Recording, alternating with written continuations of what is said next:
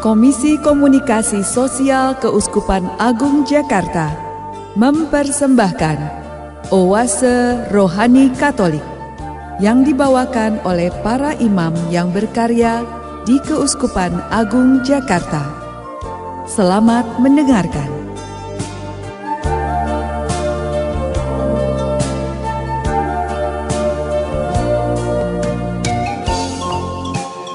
Gembala baik dan murhati, selamat jumpa di hari Minggu biasa ke-14.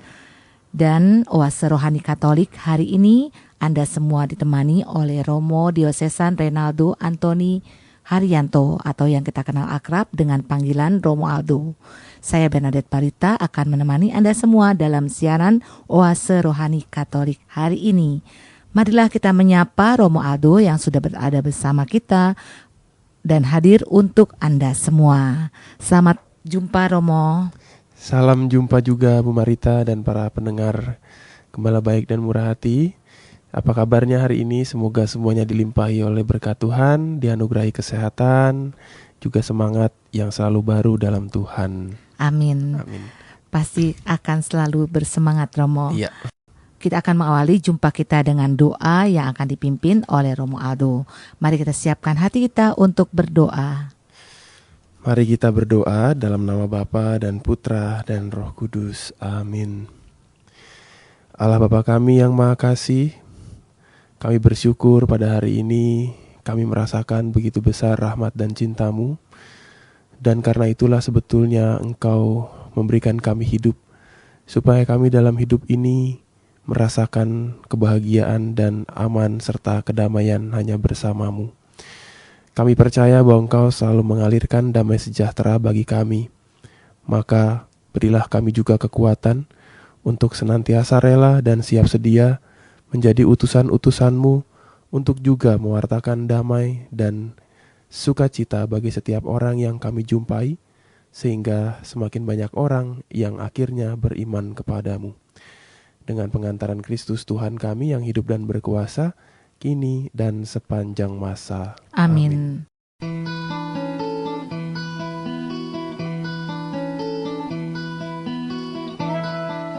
Perbincangan Rohani Injil hari ini.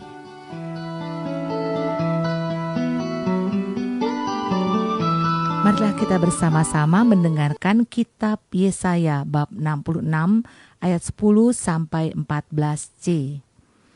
Bersukacitalah bersama dengan Yerusalem, bersorak-sorailah karenanya, hai semua orang yang mencintainya.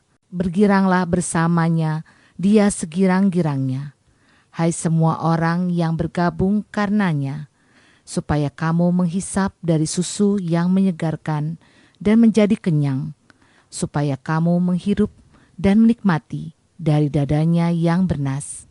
Sebab beginilah firman Tuhan, sesungguhnya aku mengalirkan kepadanya keselamatan seperti sungai, dan kekayaan bangsa-bangsa seperti batang air yang membanjir.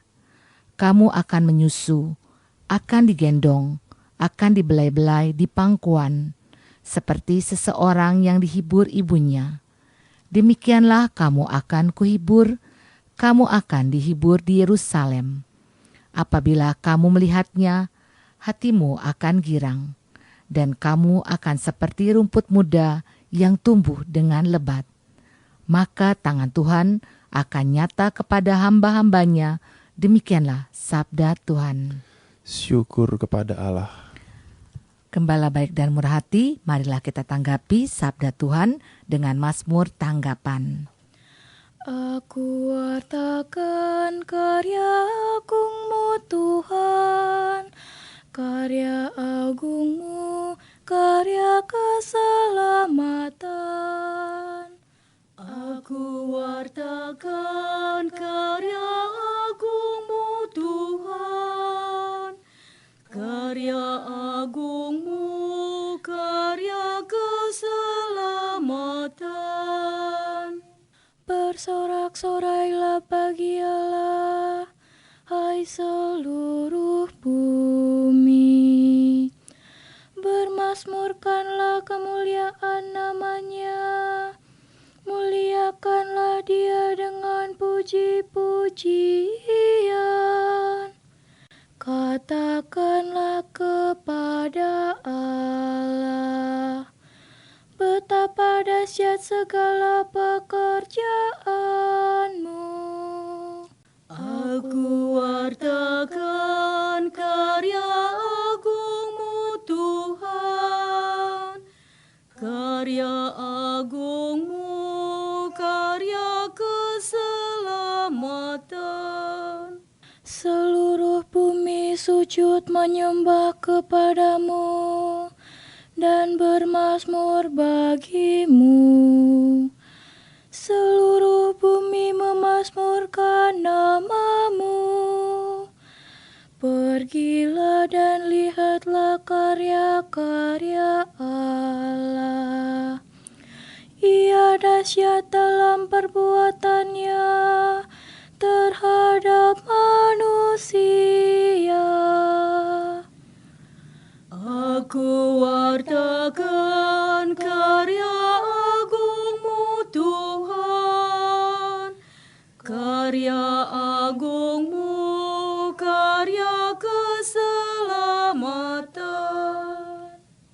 Untuk yang kedua, bacaan diambil dari surat Rasul Paulus kepada jemaat di Galatia bab 6 ayat 14 sampai 18. Saudara-saudara, aku sekali-kali tidak mau bermegah selain dalam salib Tuhan kita Yesus Kristus. Sebab olehnya dunia telah disalibkan bagiku dan aku bagi dunia. Sebab bersunat atau tidak bersunat tidak ada artinya, tetapi menjadi ciptaan baru, itulah yang ada artinya. Bagi semua orang yang memberi dirinya dipimpin oleh patokan ini, dan bagi semua orang yang menjadi milik Allah, turunlah kiranya damai sejahtera dan rahmat. Selanjutnya, janganlah ada orang menyusahkan aku, karena pada tubuhku ada tanda-tanda milik Yesus.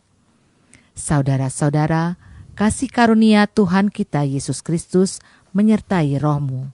Amin. Demikianlah sabda Tuhan. Syukur kepada Allah. Pendengar, marilah kita siapkan hati kita untuk menyimak bacaan Injil dari Injil Lukas bab 10. Mari kita simak dari bacaan Injil berikut ini. Alleluia, alleluia, alleluia.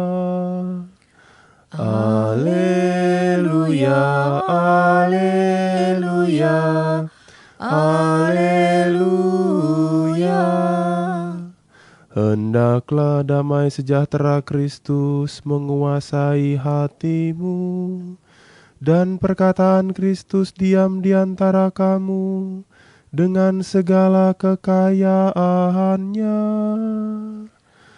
Alleluia, alleluia, alleluia,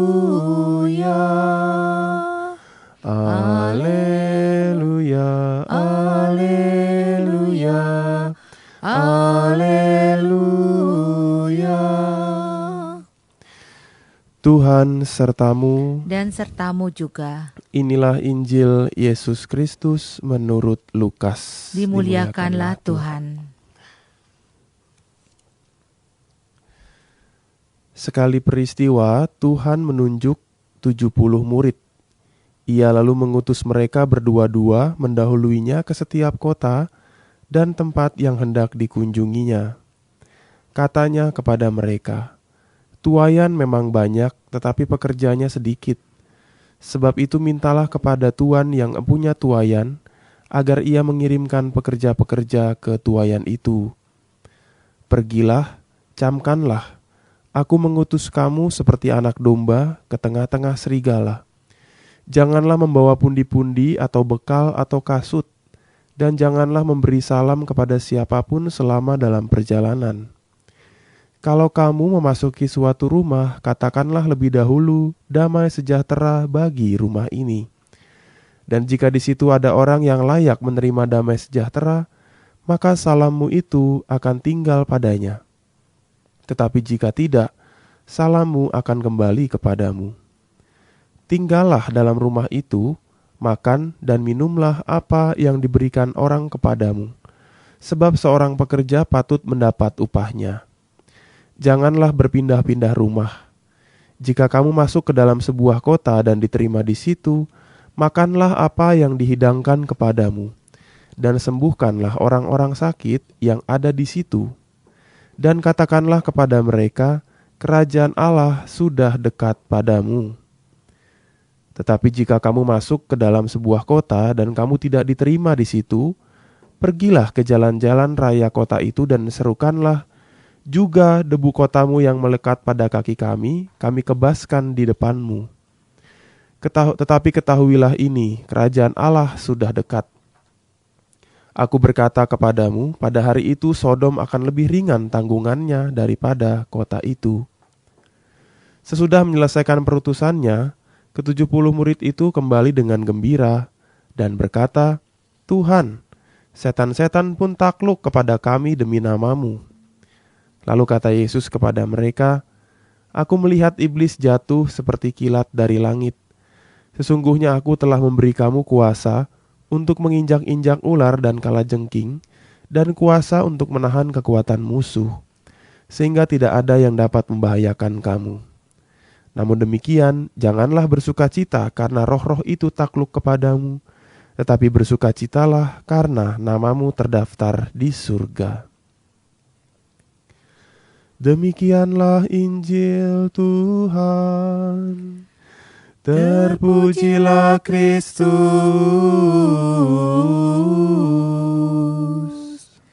Pendengar terkasih, dengarkan firman Tuhan pada hari ini. Mari kita menyimak permenungan yang akan disampaikan oleh Romo Aldo untuk kita semua.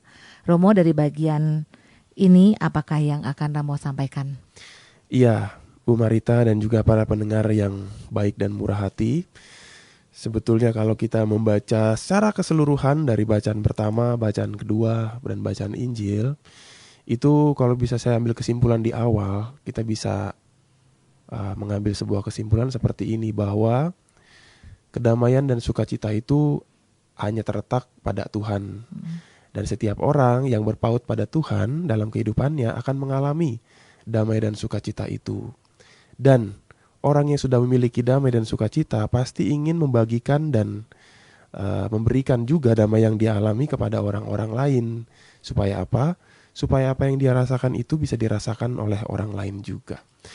Maka Bu Marita dan pendengar Gembala Baik yang murah hati, dalam bacaan pertama tadi kita mendengar itu dari kitab Nabi Yesaya. Sebetulnya intinya kan bahwa Nabi Yesaya ini mengatakan bahwa kalau Tuhan itu berkenan kepada seseorang dan orang itu mau membuka hatinya terhadap Tuhan sendiri, Tuhan akan memberikan penghiburan yang sangat luar biasa. Kalau orang sudah memiliki kerelaan hati, kepasrahan sungguh kepada Tuhan, meskipun pengalaman hidupnya banyak yang baik, banyak yang tidak baik, tetapi kalau dia menyadarkan diri pada Tuhan, dia akan mengalami kelegaan dan penghiburan yang luar biasa. Contohnya dalam bacaan pertama saya tegaskan kembali tadi ya. Sesungguhnya aku akan mengalirkan kepadanya keselamatan seperti sungai, dan kekayaan bangsa-bangsa seperti batang air yang membanjir.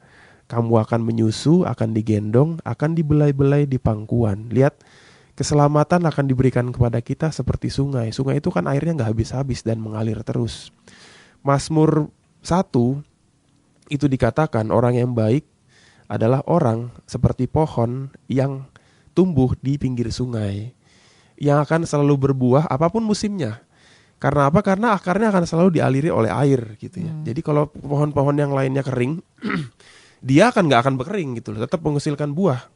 Ketika yang lainnya sedang musim dingin, dia akan tetap menghasilkan buah. Karena apa? Karena air terus jalan mengaliri akar. Itu seperti air itulah, seperti rahmat dan berkat Tuhan yang akhirnya membuat hidup kita jadi lebih happy, lebih enjoy, lebih sukacita. Contoh, kemarin itu saya habis tepas ya, minggu lalu. Terus habis tepas itu saya kebetulan duduk bersebelahan dengan seorang romo senior, ya hampir sekitar 70 lah. Oh ya. Udah keriput, rambutnya udah jarang-jarang, udah putih gitu. Saya Romo muda kan, masih 3 tahun imamat. Dan kebetulan temanya kan agak-agak sedikit masa kini lah. Tema-tema tepasnya itu adalah membangun kemanusiaan yang adil dan beradab, sila kedua dalam era digital gitu. Jadi ada era digitalnya. Pasti kalau udah ngomongin digital, yang nyambung kan romo-romo yang junior nih, yang romo muda, karena kan gadget itu udah biasa lah gitu kan, internet dan sebagainya. Nah, sebelah saya ini romo senior ini agak kurang nyambung dengan tema itu. Jadi dan kelihatan sekali gapteknya gitu. Waktu lagi sesi tiba-tiba handphonenya berbunyi. Tilulilu, tilulilu, tilulilu. Itu kan ringtone lama tuh ya. Iya. Ringtone Nokia jadul banget itu. Terus dia tiba-tiba kegelagapan kan. Terus romo-romo yang lain tuh ngeliat ke dia kan. Terus tiba-tiba dia langsung nyerahin handphonenya ke saya sambil bunyi. Loh kok ke saya gitu. Tolong matikan. Dia gak bisa matiin tuh handphone gitu. Bayangkan, sangat gaptek sekali. Ya udah, akhirnya saya matiin. Romo, ini di silentnya kayak begini Romo. Oh ya, saya kasih Kak, saya kembaliin lagi. Oh gitu ya, ya sudah. Lalu pas hari Kamis itu pulang, dia tiba-tiba nanya ke saya, Romo, dia nanya ke saya, Romo Aldo kesini bareng siapa kan? Tepasnya di Puncak ya. Oh saya sendiri Romo, saya bawa mobil sendiri. Oh kalau gitu saya bareng Romo Aldo ya pulangnya ya. Nanti saya di drop aja di Paroki Romo, nanti biar sopir saya jemput ke Paroki Romo daripada sopir saya jemput ke Puncak bolak-balik macet dan sebagainya. Oh ya sudah, nggak apa-apa Romo. Kebetulan saya juga mungkin nanti bisa ditemenin sama Romo gitu. Ya udah, akhirnya hari Kamis pulang. Kita pulang, saya kira nggak ada apa-apa nih. Justru yang menarik pas pulang.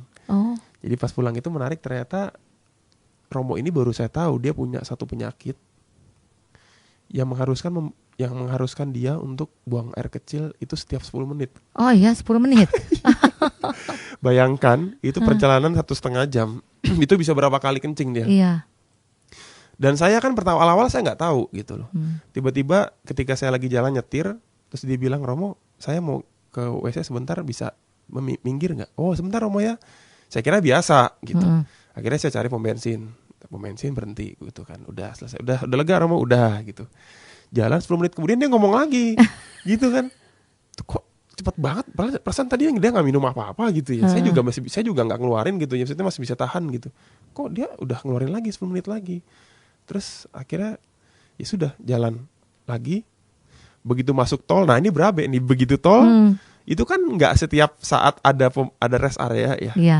Ya udah saya bilang, Romo ini ada rest area mau buang gak? Ya udah Romo, berhenti rest area gitu. 10 menit lagi gak ada rest area, bingung kan? Nah. Dia ngomong lagi, Romo Aldo saya mau ini lagi nih, mau keluarin lagi, ada bisa menepi gak? Waduh saya bingung kan.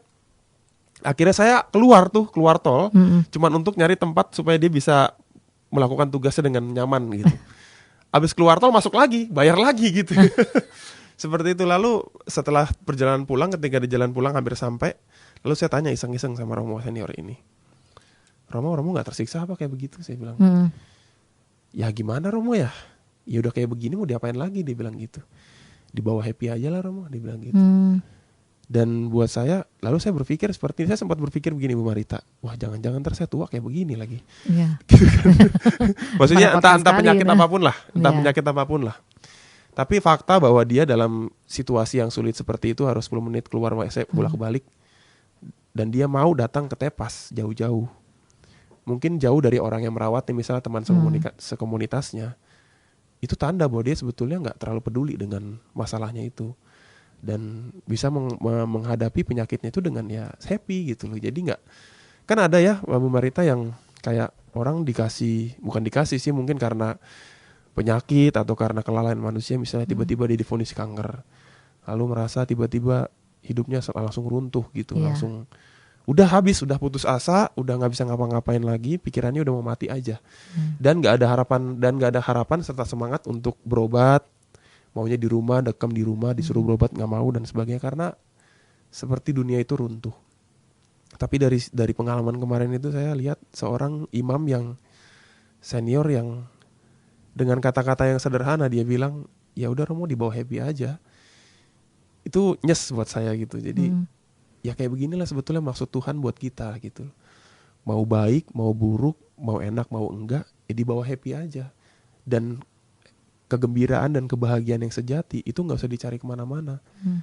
Berpautlah pada Tuhan dalam hidup rohani, dalam doa, dalam pemasrahan diri dan berserah, dan terimalah dengan syukur. Buat saya kata-kata dibawa happy aja lah, bahwa itu tanda bahwa Romo senior ini meskipun dalam situasi seperti itu dia masih bisa bersyukur bahwa dia masih bisa jalan, masih bisa ikut tepas, masih bisa ketemu saya juga ngobrol-ngobrol, masih bisa ketawa-tawa. Padahal nih Romo ngerokoknya kencang banget loh. Tapi nggak mati-mati. Tapi itu bercanda ya. Tapi ya itulah buat saya pengalaman sederhana dari perjalanan dari pulang itu ya. Nggak tahu, entah mungkin Tuhan mempertemukan saya dengan beliau ini, entah tiba-tiba kok random saja. Kursinya itu duduk atau tepas tuh nggak direncanakan sama sekali. Saya random aja taruh tas saya di situ. Tiba-tiba pas saya duduk lah, ini Romo ada Romo senior nih. Random aja gitu ya. Acak gitu loh. Tiba-tiba kok ya dibilang kebetulan ya mungkin, tapi nggak kebetulan juga mungkin. Ya mungkin ini rencana Tuhan juga. Saya dipertemukan dengan dia lalu ngobrol-ngobrol jadi dekat, dan dalam pengalaman seperti itu saya jadi merasa terhibur juga dalam pengalaman pribadi Romo ini yang senior ini. Maka dalam hati tertentu sebetulnya itu pesan yang mau dibagikan dalam bacaan pertama secara khusus, bagaimana orang yang senantiasa berpaut pada Tuhan selalu akan mengalami penghiburan, entah apapun yang dia alami. Ya meskipun suatu saat kita secara spontan pernah merasakan putus asa, tapi pasti ujung-ujungnya kita akan mengalami penghiburan, dan kita yakin Tuhan pasti akan punya cara untuk bisa memberikan kita penghiburan apapun itu. Yaitu sederhana tadi, tiba-tiba saya ketemu dengan Romo itu, terus kita ngobrol-ngobrol, saya merhatiin penyakitnya kok kayak begini, tapi dari kata-kata sederhana itu dibawa happy aja, jadi penyemangat juga buat saya gitu. Dan udah gak usah takut lah jadi imam, mau ngapain sih gitu kan. Dibawa happy aja gitu. Ya gitu Bu Marita. Jadi satu pengalaman menarik dari bacaan pertama, dan juga dari bacaan kedua kan Rasul Paulus kepada jemaat di Galatia ada satu kata-kata juga yang menarik, bahwa dikatakan seperti ini: bagi semua orang yang memberi dirinya dipimpin oleh patokan ini. Patokan apa? Patokan menjadi ciptaan baru, kalimat sebelumnya. Dan bagi semua orang yang menjadi milik Allah, lihat, bagi semua orang yang menjadi milik Allah, turunlah kiranya damai, sejahtera, dan rahmat. Cocok kan dengan bacaan pertama ya. Jadi orang yang sungguh-sungguh merasa dirinya milik Allah. Kalau orang udah merasa dirinya milik Allah, orang tuh udah gak usah khawatir lagi, karena aku tahu aku dimiliki oleh Tuhan. Kalau aku minta sesuatu pasti aku yakin, meskipun ya gak selalu dijawab, atau mungkin Tuhan jawabnya dengan cara yang lain. Tapi kalau kita percaya bahwa aku ini milik Tuhan kok, meskipun aku gak punya duit, aku gak punya bekal apa-apa, pasti aku akan dilindungin. Pasti aku akan dikungkung gitu ya, diamankan atau diberikan kekuatan dengan cara apapun. Yaitu, jadi bisa kita tarik satu garis merah dari bacaan pertama dan bacaan kedua, nanti akan menjadi pengantar juga dalam bacaan Injil. Bagaimana ya itu tadi, bagaimana kita diminta untuk senantiasa punya relasi yang dekat dengan Tuhan sendiri. Itu bisa dilakukan dengan berbagai macam cara ya, dengan aktivitas-aktivitas kita rohani-rohani, perayaan Ekaristi setiap hari, doa-doa pribadi kita, atau dalam pengalaman refleksi kita setiap hari juga. Saya selalu mengajak orang-orang yang bertemu dengan saya, selalu saya mengatakan begini: jangan lupa untuk selalu bersyukur setiap hari. Karena dalam setiap rasa syukur itu kita menemukan karya Tuhan, sekecil apapun gitu ya. Jangan lupa untuk bersyukur setiap hari. Yang bisa dilakukan ya, cobalah pengalaman refleksi, pengalaman-pengalaman yang baru saja dilalui, itu kita refleksikan, kita lihat dalam kacamata iman, lalu kita lihat bagaimana Allah juga ikut membentuk kita dalam pengalaman itu. Dan itulah saat-saat dimana, momen-momen dimana kita boleh bersyukur dalam pengalaman hidup kita.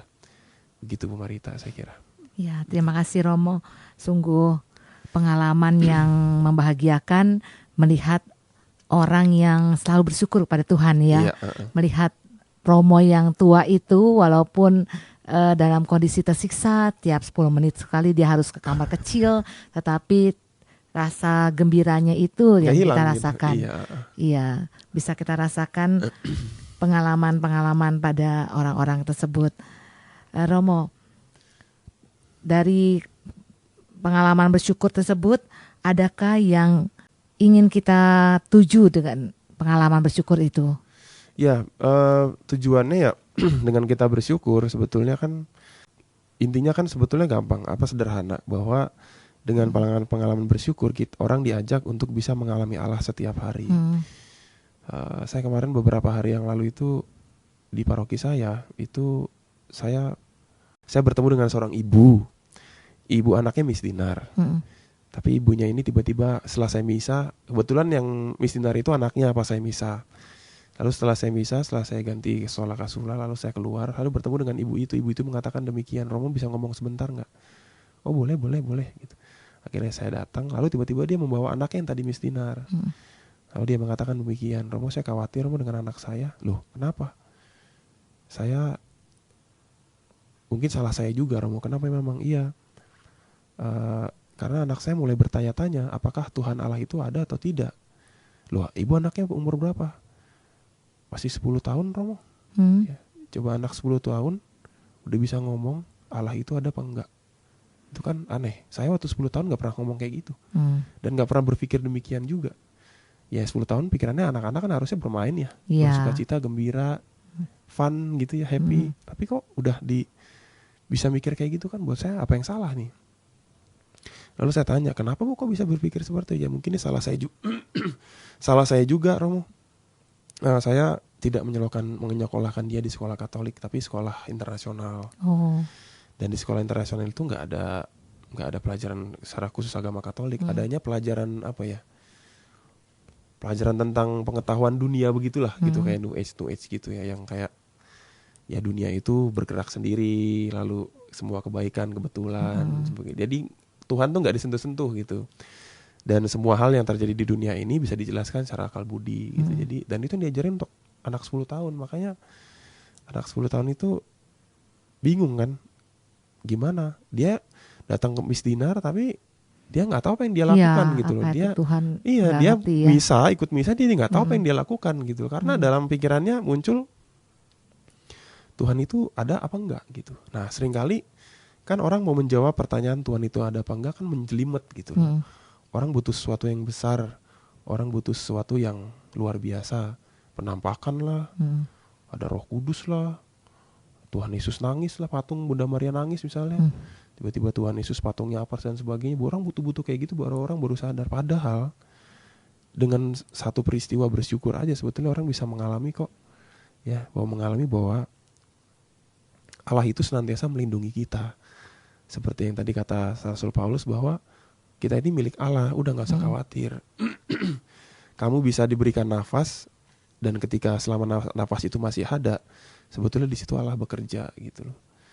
Ya, tapi ada banyak orang yang merasa gak seperti itu. Orang butuh yang besar-besar, orang butuh yang luar biasa, orang butuh yang mujizat yang kelihatan, yang kasat mata orang baru percaya. Padahal dalam setiap tarikan nafas kita itu sebetulnya hadir Allah juga. Karena nafas kita kan yang memberikan Tuhan sendiri. Maka ada doa yang mungkin pernah baca ya. Ada doa yang namanya doa penyadaran. Di situ doa meditasi dengan cara penyadaran adalah doa yang dilakukan dengan menyadari betul tubuh kita sendiri. Kalau saya melakukan doa ini biasanya kalau saya mau mengawali doa pribadi ya.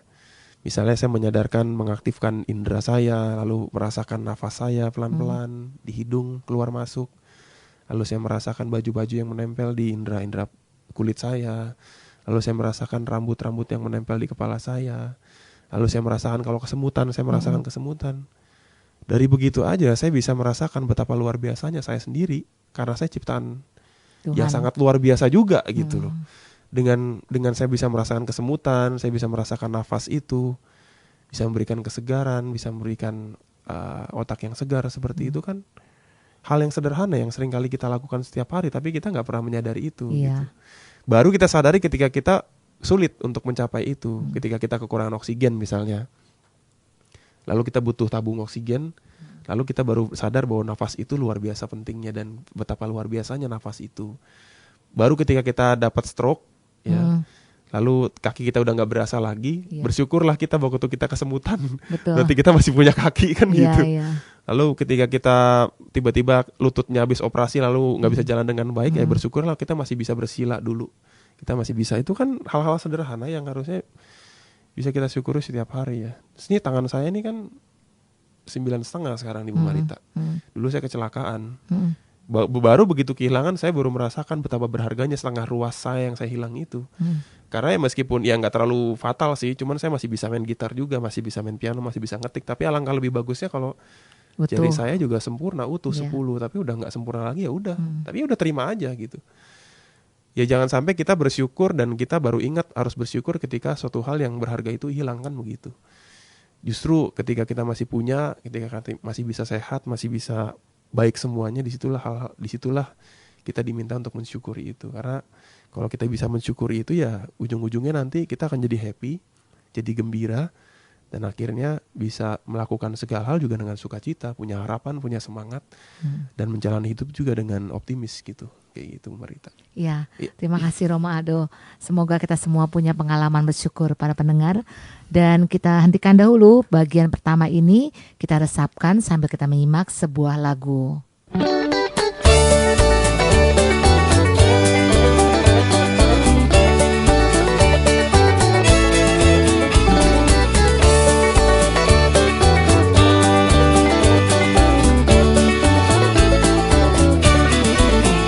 Dari dalam lumpurku diangkatnya, dari dosaku ditebusnya, menjadi intan permata bagi Tuhan. Pujilah Tuhan selamanya. Dari dalam lumpurku diangkatnya, dari dosaku ditebusnya, menjadi intan permata bagi Tuhan. Pujilah Tuhan selamanya. Dia lupakan segala dosaku, Dia ubah hidupku baru, menjadi intan permata bagi Tuhan. Pujilah Tuhan selamanya.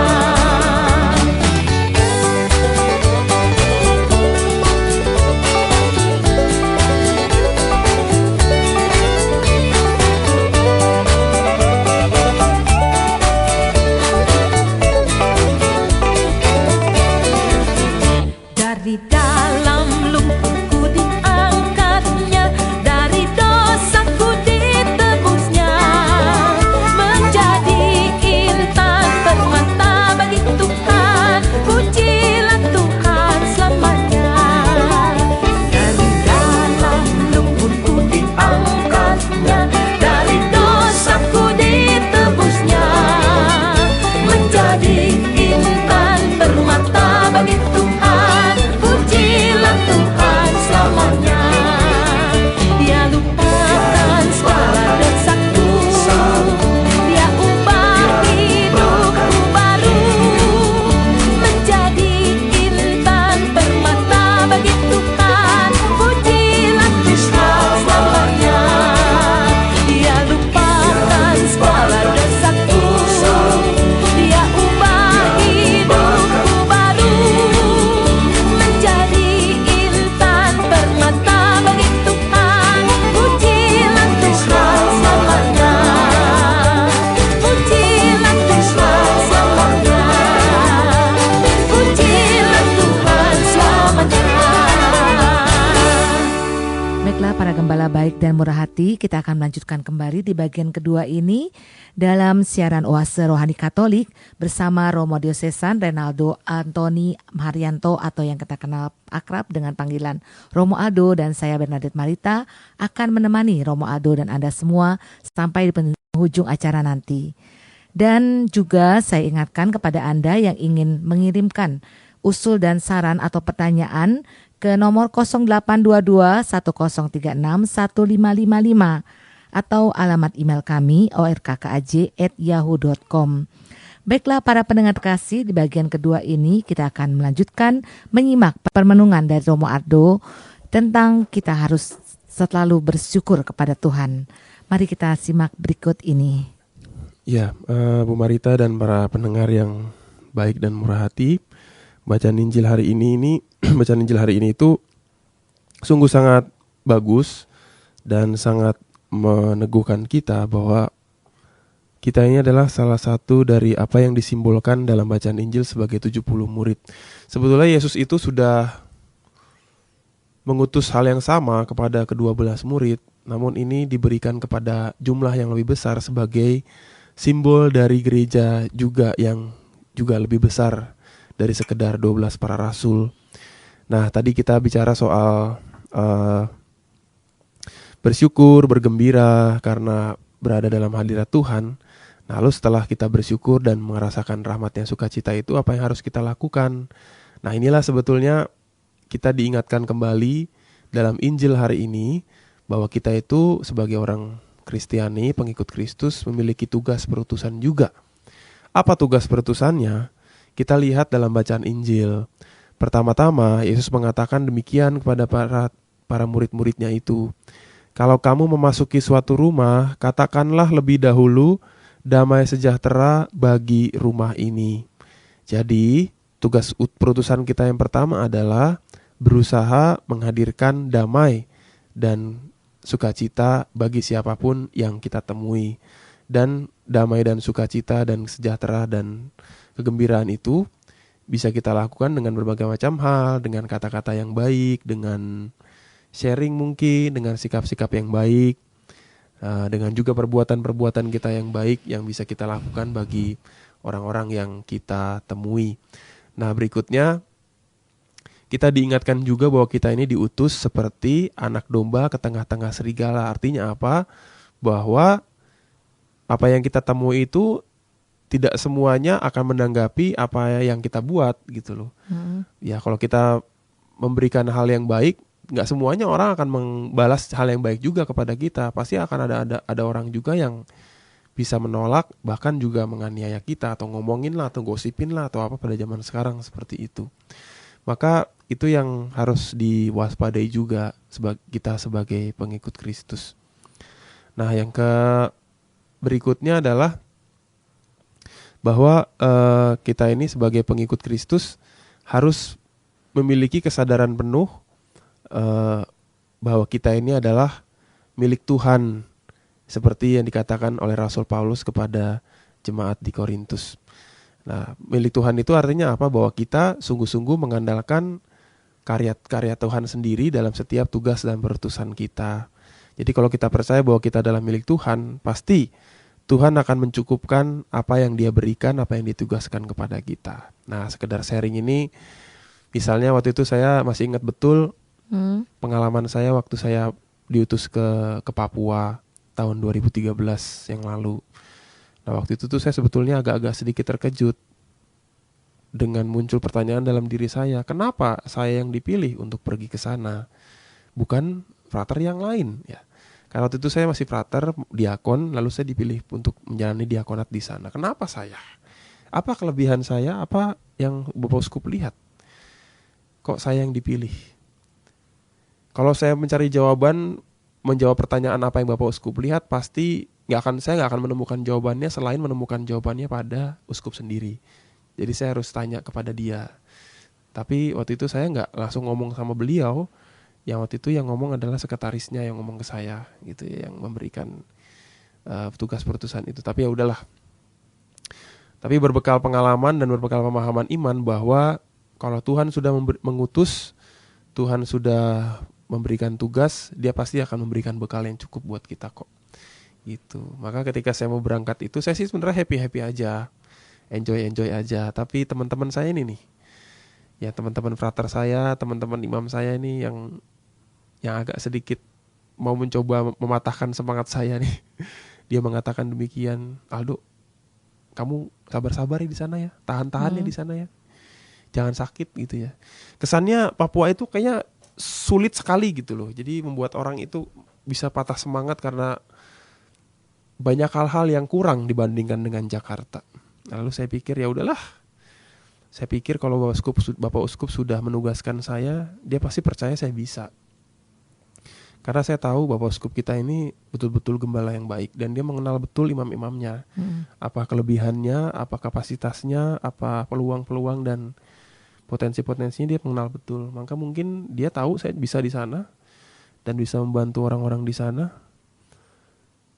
Ya udah, saya berangkat aja lah gitu, berbekal pemahaman seperti itu. Dan ketika saya sampai di sana, justru saya mengalami hal yang luar biasa menakjubkan ya.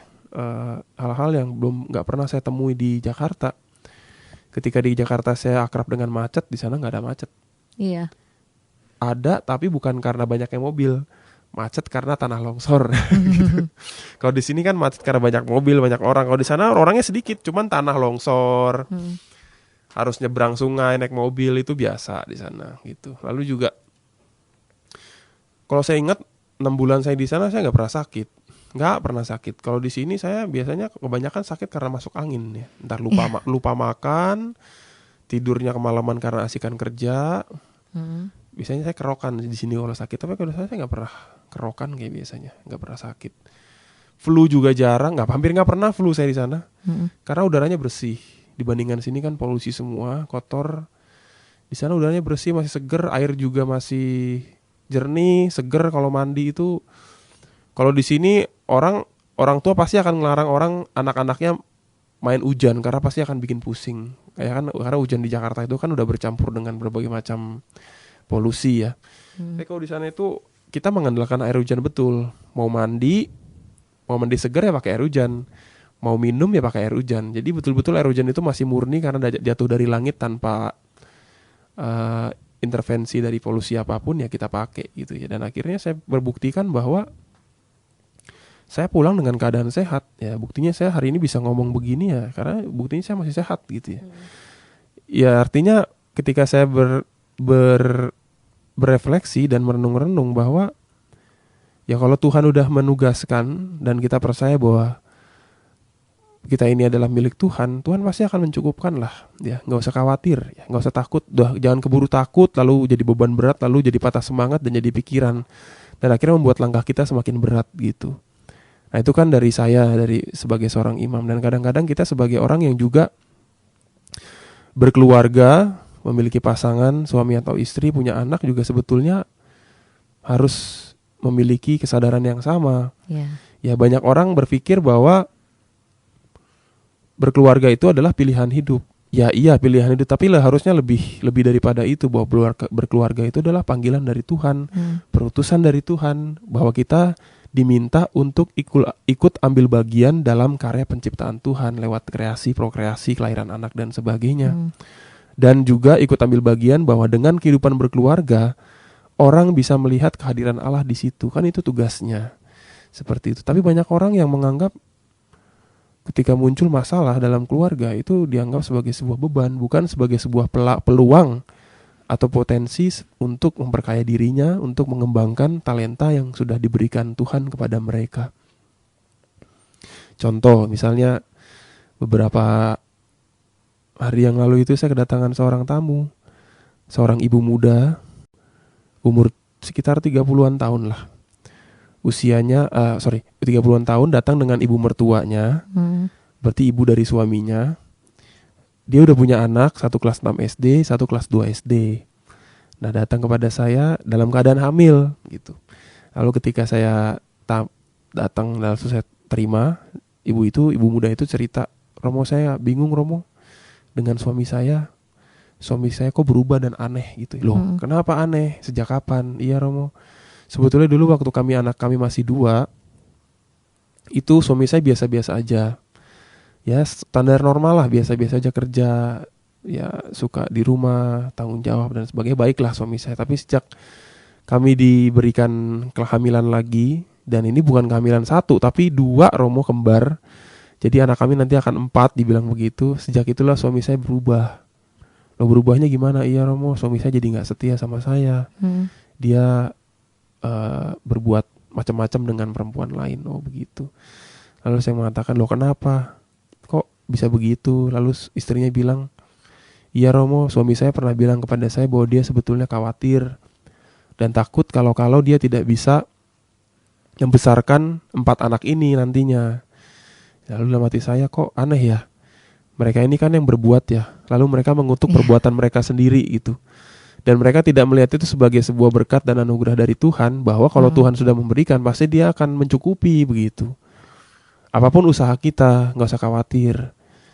Kan belum terjadi, itu belum terbukti juga kan, seperti itu. Sabar aja, tunggu aja, diterima aja gitu. Dan ternyata kesadaran yang seperti ini yang nggak didapat dan tidak sampai kepada suami ini. Lalu suaminya, katanya istrinya itu lalu curhat, bukan kepada istrinya tapi curhat kepada perempuan lain. Lalu karena curhat itu jadi dekat, lalu setelah dekat ya jadi itu deh, selingkuh gitu kan, seperti itu. Jadi menurut saya pengalaman itu dan juga pengalaman saya sendiri semakin meneguhkan juga apa yang dikatakan Yesus kepada para murid-muridnya, ya. Kamu pergi membawa damai kepada orang lain, tapi jangan membawa hal-hal yang tidak penting, yang justru malah membuat beban kamu berat. Gak usah khawatir karena nanti kamu akan hidup juga dan saya akan mencukupi kamu dengan berbagai macam cara. Kalau dalam bacaan Injil hari ini, Yesus itu menjanjikan bahwa mereka akan dicukupi lewat kebaikan orang-orang yang akan menanggapi mereka. Misalnya contohnya ya dalam bacaan Injil saya bacakan, ya, tinggallah dalam rumah itu, makan dan minumlah apa yang diberikan orang kepadamu, ya. Jadi dia akan tinggal di rumah orang-orang yang akan menyediakan kebaikan. Makan dan minumlah apa yang orang sediakan. Sebab pekerja patut mendapat upahnya. Jika kamu masuk ke dalam sebuah kota dan diterima di situ, makanlah apa yang dihidangkan kepadamu dan sembuhkanlah orang sakit yang ada di situ. Lalu Romo, bagaimana dengan orang-orang yang gak mau menerima kita? Ya udah, gak usah ambil pusing. Seperti itu. Misalnya dalam bacaan Injil dikatakan, jika kamu masuk ke dalam sebuah kota dan kamu tidak diterima di situ, pergilah ke jalan-jalan raya kota-kota itu dan serukanlah juga debu kotamu yang melekat pada kaki kami kebaskan ke depanmu. Tetapi ketahuilah ini, kerajaan Allah sudah dekat. Ya udah, kita nggak usah pusing. Penolakan-penolakan, hal-hal yang jahat yang kita alami ketika kita berbuat baik dari orang lain, kita nggak usah pusing-pusing untuk membalas. Nanti Tuhan akan membalas gitu. Tuhan punya jatah buat mereka kok. Tuhan pasti punya ganjaran juga buat mereka. Tapi kan seringkali enggak, ya kan Bu Marita dan para pendengar. Seringkali kalau ada orang bohong sama kita, orang berbuat jahat sama kita, lalu kita pusing mencari cara bagaimana untuk membalas orang itu. Lalu akhirnya membuat kita kepikiran, lalu akhirnya membuat kita tidak konsen dengan pekerjaan-pekerjaan yang lain. Energi kita habis untuk membuat rencana bagaimana caranya kita membalas dendam atas perlakuan orang lain yang jahat kepada kita. Seringkali begitu yang saya temuin, orang-orang yang datang kepada saya sulit untuk mengampuni karena orang itu berpikir untuk membalas gitu loh. Lupa bahwa dia itu milik Tuhan dan Tuhan pasti akan melindungi dan ya udahlah, nggak usah khawatir. Kalau ada yang jahat sama kamu, ya udah, itu urusan mereka nanti sama Tuhan, ya. Kayak misalnya kemarin nih, saya cerita lagi. Beberapa hari yang lalu setelah saya misa pagi, tiba-tiba ada seorang ibu gendong anak di paroki. Tiba-tiba dia menemui saya, lalu dia mengatakan demikian, Romo, sebelumnya saya minta maaf Romo, saya ini bukan umat Katolik, tapi saya butuh bantuan Romo. Kenapa memang Bu? Ini anak saya lagi mau operasi, operasi paru-parunya berair, butuh disedot airnya, dan itu butuh biaya. Lalu saya pikir, ya sudah, Ibu butuhnya berapa? 300.000 Romo. Oh, 300.000. Saya nggak masalah, karena saya memang punya slot untuk itu. Dari stipendium itu kan dibagi macam-macam, untuk pribadi, untuk sosial, dan juga untuk sumbangan kepada kas Unio di Projo, ya. Dan yang sosial itu saya kumpulin memang untuk orang-orang seperti ini yang tiba-tiba datang.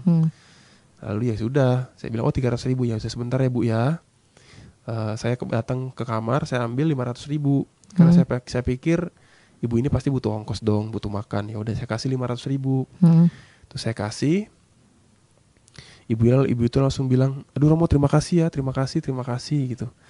Akhirnya ada seorang umat yang datang kepada saya setelah ibu itu pergi ya dengan anaknya. Romo, itu tadi Romo minta-minta ya Romo ya? Iya minta-minta, kenapa ya? Kok Romo kasih sih? Lah emang kenapa? Iya kalau misalnya dia benar lah, kalau misalnya itu nipu-nipu Romo kan Romo kena tipu. Ya terus kenapa? Saya bilang gitu. Terus saya bilang aja ke dia begini. Gini deh Pak, kalau misalnya ibu itu bohong dan saya tetap ngasih, toh saya gak kehilangan apa-apa. Urusan bohongnya dia itu kan akhirnya dia bertanggungjawabkan bukan kepada saya, tapi kepada Tuhan. Tapi kalau ternyata ibu itu tadi benar dia punya masalah seperti itu dan saya menganggap dia bohong lalu saya tidak memberikan saya uang itu kepada dia, berarti saya yang dosa dong Pak, saya bilang gitu kan. Saya menghilangkan peluang untuk berbuat baik, saya bilang gitu. Terus Bapak itu bilang, iya juga ya. Ya itu dalam arti tertentu Bu Marita bahwa seringkali Tuhan menyiapkan situasi-situasi di mana kita diminta untuk itu. Menyebarkan damai, mewartakan kabar gembira, memberikan kebaikan kepada siapapun yang kita temui dalam situasi apapun gitu.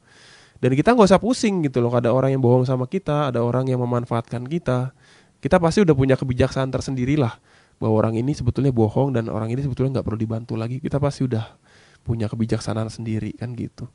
Tapi kalau misalnya semasa itu kita bisa lakukan, kenapa enggak? Kan kayak gitu. Saya kira itu yang kita ambil dari permenungan dalam bacaan Injil pada hari ini. Ya, terima kasih Romo. Para gembala baik dan murah hati, demikian adalah permenungan dari Romo Aldo. Romo, bisakah Romo menyimpulkan bagian pertama dengan bagian kedua dari bacaan yang kita dengarkan pada hari ini? Iya, Bu Marita dan para pendengar yang baik hati, apa yang bisa kita petik kesimpulan sederhana untuk permenungan kita hari ini? Ya, dari bacaan pertama kita belajar bahwa rahmat Tuhan itu seperti sungai yang selalu mengalir.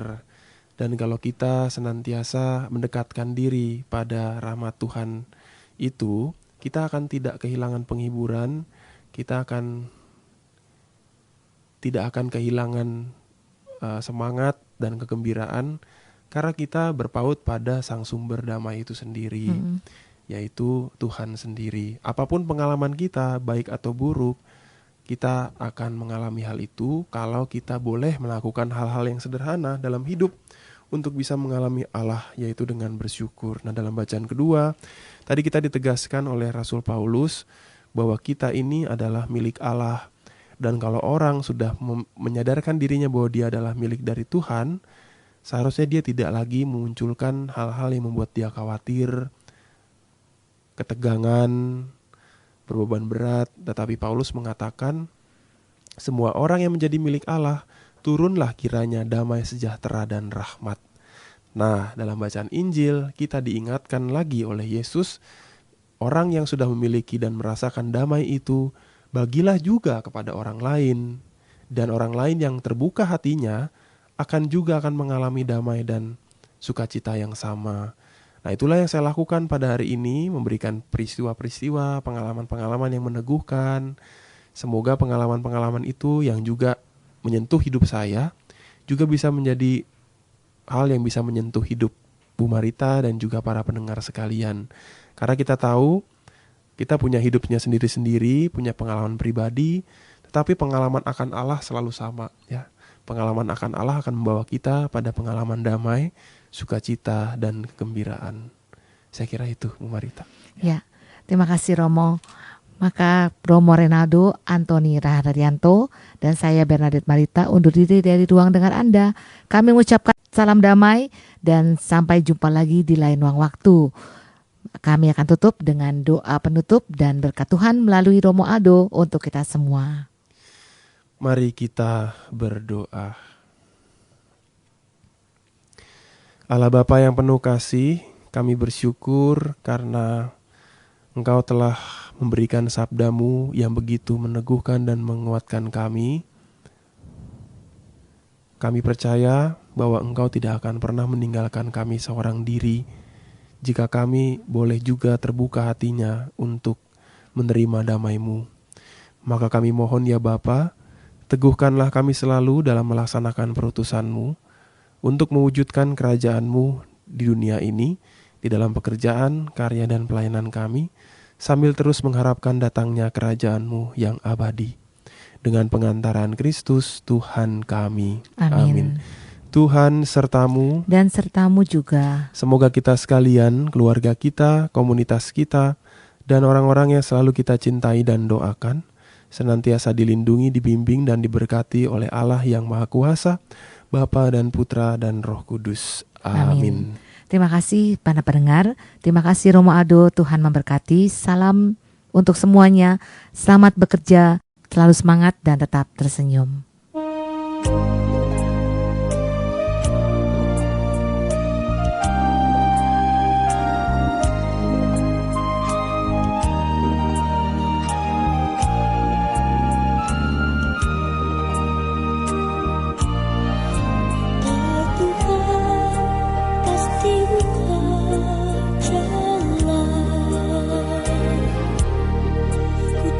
Tuhan pasti buka jalan. Asalku hidup suci, tidak turut dunia. Kau Tuhan pasti buka jalan. Kau Tuhan pasti buka jalan. Ku tahu Tuhan pasti buka jalan. Asalku hidup suci, tidak turut dunia. Ku tahu Tuhan pasti buka jalan.